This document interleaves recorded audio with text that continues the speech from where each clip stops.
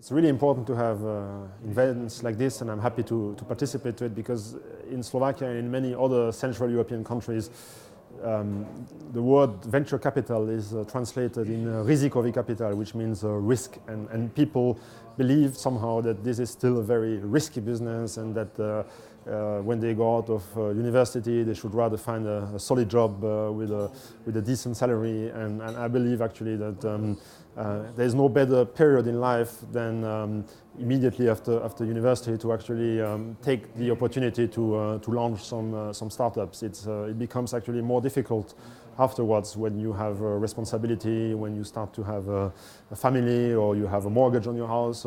So there's actually no age to start a company. I would even say that the best moment probably is either very early in life or very late in life. But I think people should be motivated to transform their ideas into businesses, because that's what's going to generate more jobs for the region.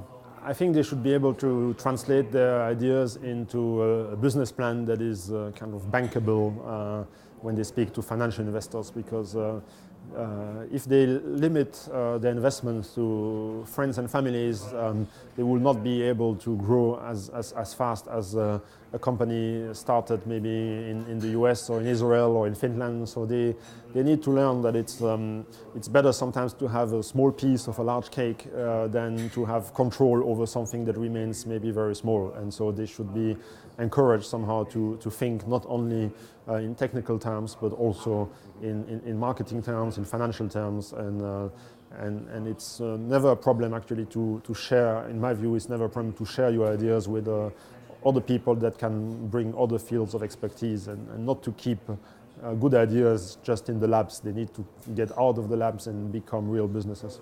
First, I think that it's not bad also to look first at the region in itself. I personally believe that if you have a company that is active in Slovakia, Hungary, Poland, Czech Republic, Romania, Austria, so on, it's already quite a big achievement.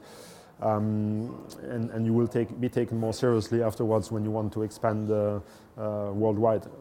But I agree with the fact that companies should be built from the beginning with the view of becoming international and, if possible, global. So people should not build companies only for their home market. They should try to have businesses which are scalable. I'm still very much attracted by this industry. I think it's a difficult industry because it's very cyclical.